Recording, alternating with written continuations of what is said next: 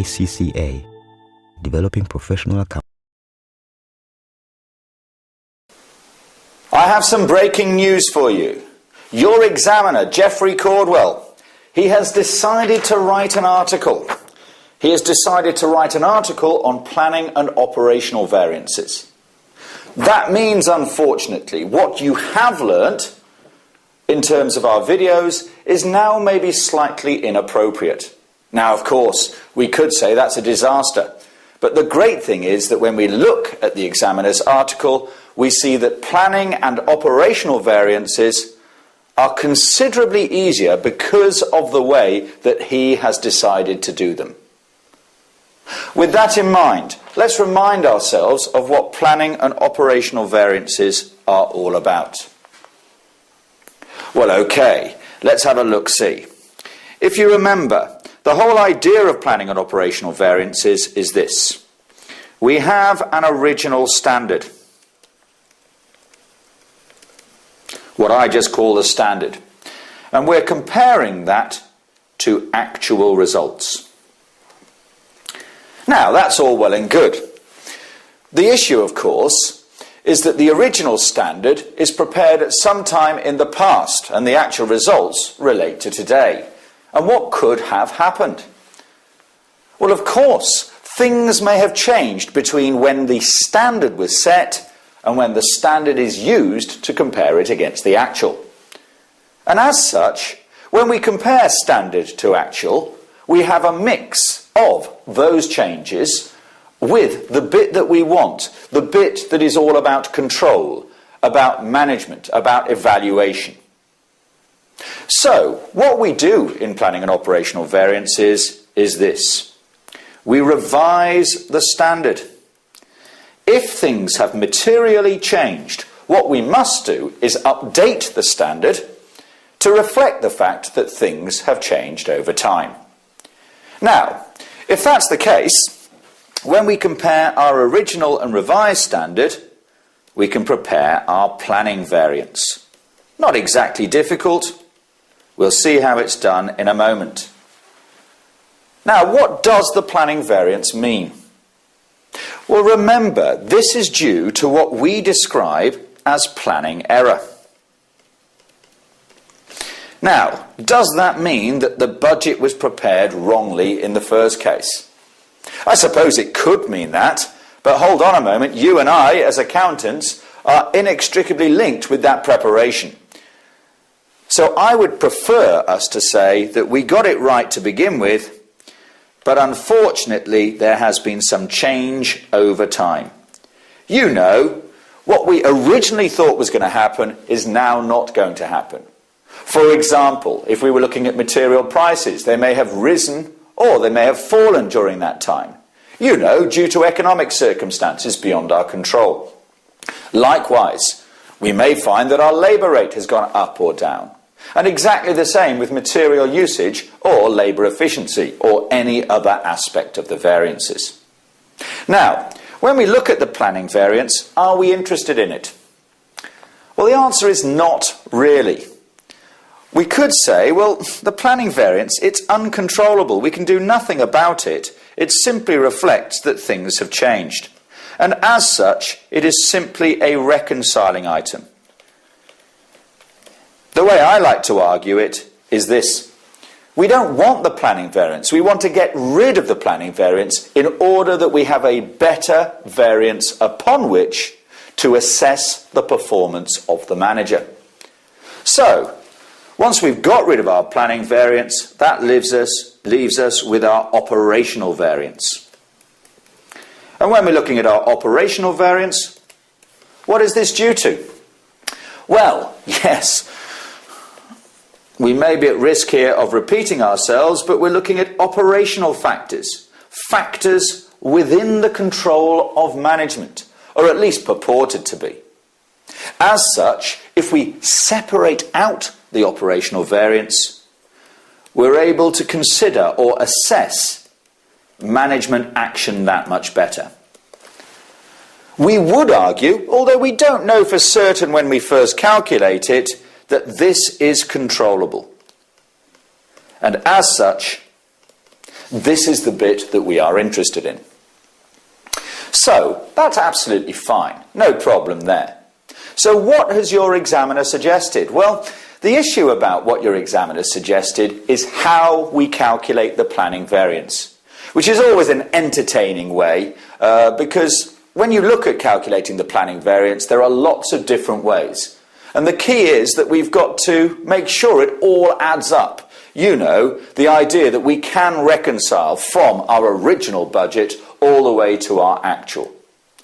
Now, my way of doing planning variances is this.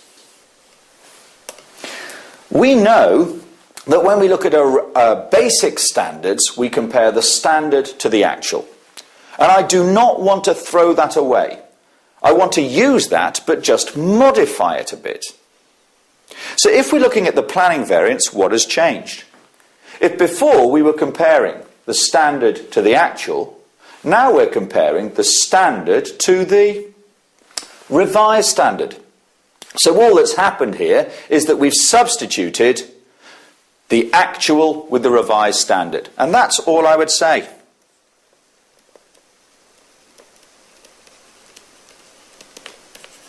We substitute actual with revised standard. And when we look at our operational variance, what are we saying? Well, if we go back to our basic variances, we compare the standard, or should I say original standard, to the actual. But of course now, instead of comparing the original standard to the actual, we want to compare the revised standard to the actual. Oh, so where we have the original standard, we now have the revised standard. Very simple. We substitute the standard, you could say original standard, with the revised standard. Now, that being the case, let's just have one simple look at the way this may be done. So let's look at material variances. And if we're looking at material variances, we know that the standard pro forma for material variances is where we compare standard quantity, standard price, actual quantity, standard price, actual quantity, actual price. If we now want to analyse the variances into planning and operational, well, what was the deal? When we're looking at planning variances, we said that where we have the actual, we now want the revised standard. That's not difficult. So the standard quantity, standard price remains the same. The actual quantity becomes the revised standard quantity at the standard price. And the actual quantity, actual price becomes the revised standard quantity at the revised standard price. That's not difficult. It's a very simple thing. And we don't have to worry about when they're isolated, because your examiner has said we are going to isolate the variances at the actual level of activity. So this is absolutely fine. No more difficulty than that. Likewise, if we look at our operational variance, we said that we would substitute the standard or original standard with the revised standard. Well, that's not going to be too difficult. Standard quantity, standard price becomes revised standard quantity and revised standard price. Where the actual quantity was, that remains, but of course the standard price becomes the revised standard price. And of course, actual quantity, actual price is unaffected. That's it. That is as simple as it gets. Now, can I just emphasise before we go one step further what your examiner is going to get excited about? The mechanics of this should be easy, and we'll look at how we do the numbers in a moment. But your examiner is going to get excited about one thing, and that is, just looking back at the top, who prepares the revised standard? Because of course, how the revised standard is prepared is going to very much determine where the adverse and favourable variances lie. And of course, because this is going to affect management performance, there may be a lot of pressure brought to bear to make the revised standard as easy as possible.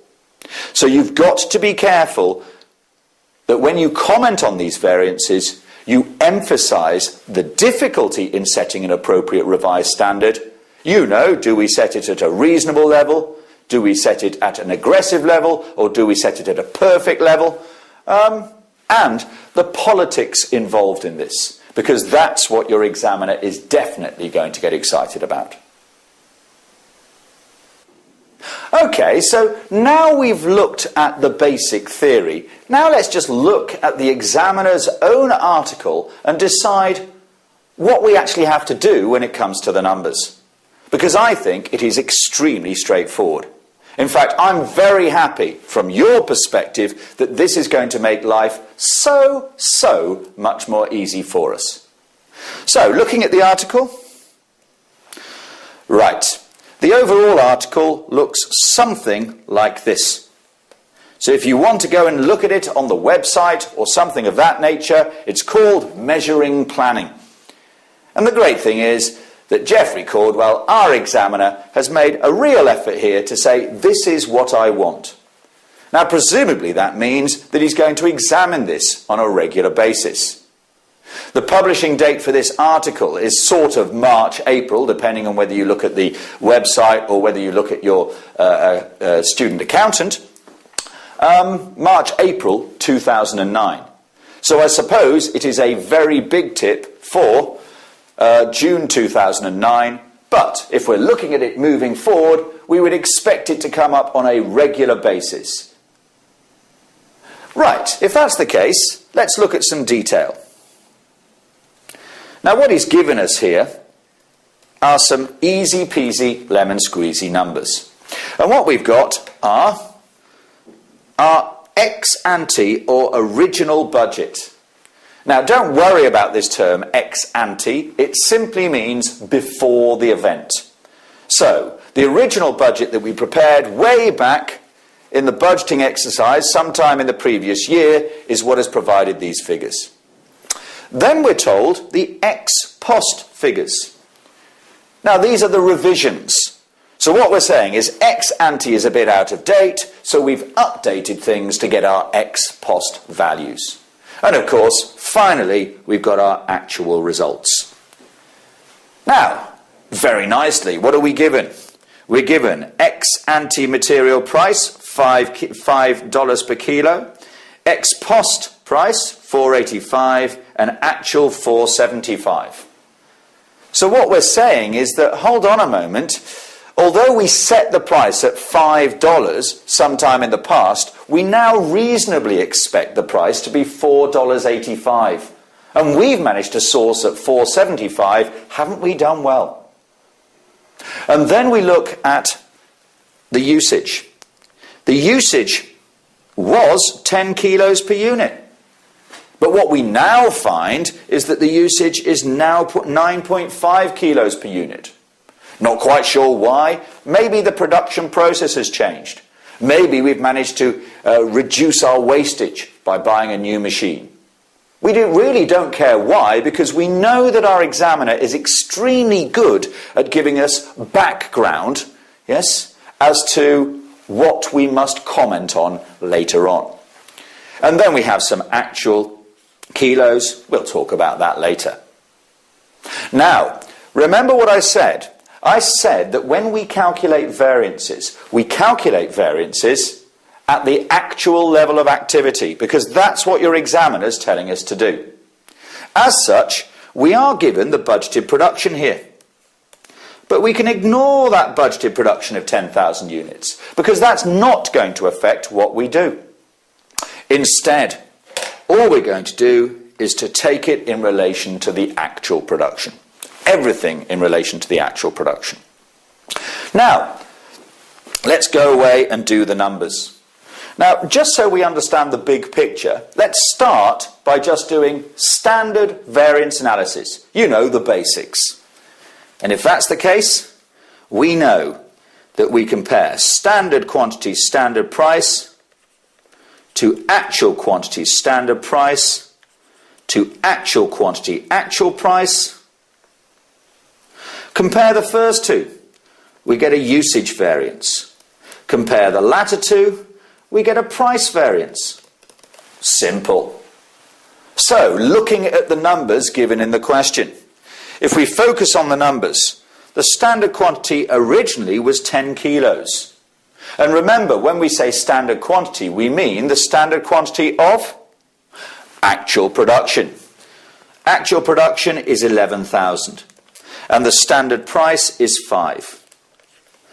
So we multiply them up and we get 550,000. Then we look at our actual quantity. Now, we were told that the actual quantity was 108,900. Multiply it by the standard price of 5 and we get 500.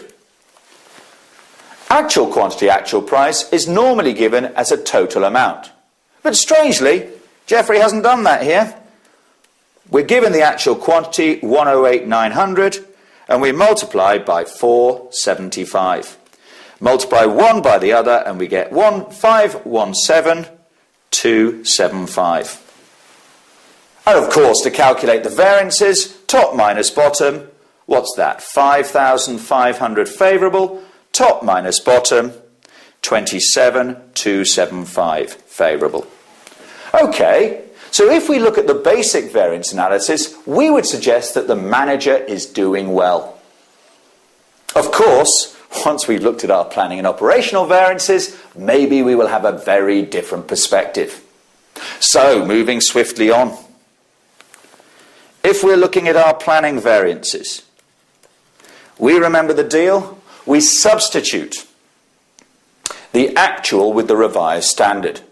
As such, what we end up with is the standard quantity, standard price, the revised standard quantity at the standard price, and the revised standard quantity at the revised standard price. Wherever we had actuals before, we now have a revised standard. So, standard quantity, standard price. Now, we had calculated that before, hadn't we? 550,000. Revised standard quantity. Well, if you think back to the numbers, and please, maybe you want to go and get the article out if you don't have it, and compare and contrast to this video. Revised standard quantity is 9.5 multiplied by, well, whenever we say standard quantity, revised or otherwise, we know it's short for the standard quantity of actual output. Actual output is 11,000. The standard price is 5, and therefore we end up with 522,500. And then we go for the revised standard quantity, which we already have, 9.5 multiplied by 11,000, and multiply it by the revised standard price, 485. And I'm reliably informed that that comes to 506,825. Now, compare the top two, we get the usage. Compare the bottom two, we get the price. So, top minus bottom, what do we get? 27,500. And that's favourable because it's positive. Top minus bottom, 15,675 favourable.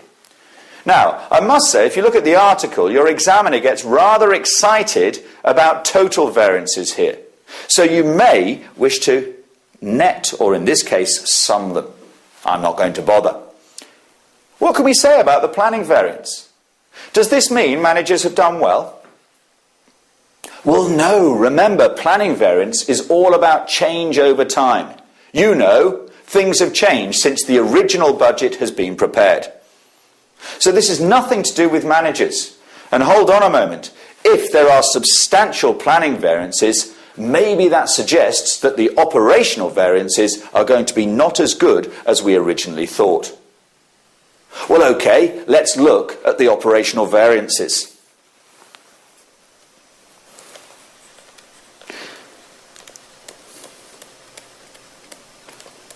Now, what was the deal with operational variances? What did we say? Well, yes, we said that we would substitute the original standard with the revised standard. Okay, if that's the case, where we had the original standard, we now have the revised standard quantity at the revised standard price. And where we had, what was it, actual quantity standard price, we now have the actual quantity at the revised standard price. And of course, where we had actuals, things do not change. So, not difficult at all. We simply apply the basic rules that we've talked about, the substitution rules if you wish, to what we have already learnt. I think that is vital in any exam. Now, if we're looking at revised standard quantity, revised standard price, we've already calculated that, 506,825. Actual quantity, we said, was 108,900. That was the actual number of kilos used. Multiplied by the revised standard price of 485. Multiplying those two together, we get 528,165. And then we've got actual quantity, actual price. Well, we had that number before somewhere, didn't we? If we look at actual quantity, actual price, it was 517,275. So, if we're looking at our usage variance, and we're looking at our price variance, remember the deal. Top minus bottom. If it's positive, it's favourable. If it's negative, it's adverse. Simple as that. So, what is the variance here? 21,340. Wow, adverse. Bad news. So when it comes to usage, our usage was considerably worse than we should have expected, given the fact that the revised standard reflects what we truly expect to happen. Price variance, 10,890, favourable. Well, we've done well on the price. Now, how would we discuss these? Because, of course, the operational variances are the ones that we get excited about. The operational variances are the ones that reflect operational factors. The ones that show us whether managers have done a good or a bad job. They are, at least ostensibly, controllable. We should be able to do something about them. Well, if that's the case, what can we say? Well, we can say that we've done quite well in price terms. But your examiner is very keen that we look at big picture. And what he wants to talk about is this idea. Overall, are we doing well? Maybe what we've done is we've bought lower quality material in order to make sure that we've got a favourable price variance. But maybe that's backfired with a very large adverse usage variance. So big picture, have we done well? Well, the answer is no. We've got an adverse overall variance of over £10,000. One final point, and I think it's worthwhile that you briefly look at the article for this. Given that we've done our numbers, that's fine. But what your examiner does is that he also looks at interpretation. And at the bottom of the article, this is what he has talked about. Just reading what he has here. Now comes the matter of interpretation of the data. The key issue is that the operational variances are the only variances within the control of managers. Yes? So performance must be assessed only on these figures. The material buyer has clearly done well by negotiating a price reduction beyond the market fall. Hey, do you like this bit? One might question the validity of the revised price. Remember, we said that the revision standard is a difficult thing to set, as it is common manipulation to leave the revised price at a level whereby favourable operational variances can still be achieved. So there is a problem there. Always be ready to comment on that problem. The political nature and who sets it and what level of difficulty should it be set at. The concern might be about the quality of snow. Yeah, we're talking about snow here. It's a very odd situation. I really wouldn't worry too much about that. But of course, in the exam, you must refer back to the specific material that we're talking about, as the usage variance is adverse, perhaps indicating the snow fails to cover the ground as well as previous versions. Where's he going with this? And so more is needed. Indeed, given the adverse usage variance is bigger than the favourable price variance, we could conclude that overall the performance is quite poor. A performance manager cannot appraise variances in isolation from each other. Well, my view is that what we have seen here in terms of what the examiner's done is not difficult. Or sorry, compared to what I was looking to do before, this is much, much nicer. You've got to be able to do your operational variances and interpret them. Presumably, you will have to do your planning variances as well. But remember, we only calculate the planning variances to throw them away. We're not really interested in them. And I suppose the examiner may do what I've done, which is go to look at the basic variances to see what we would have got if we hadn't looked at separating planning from operational. To my mind, if this comes up, it is something that you should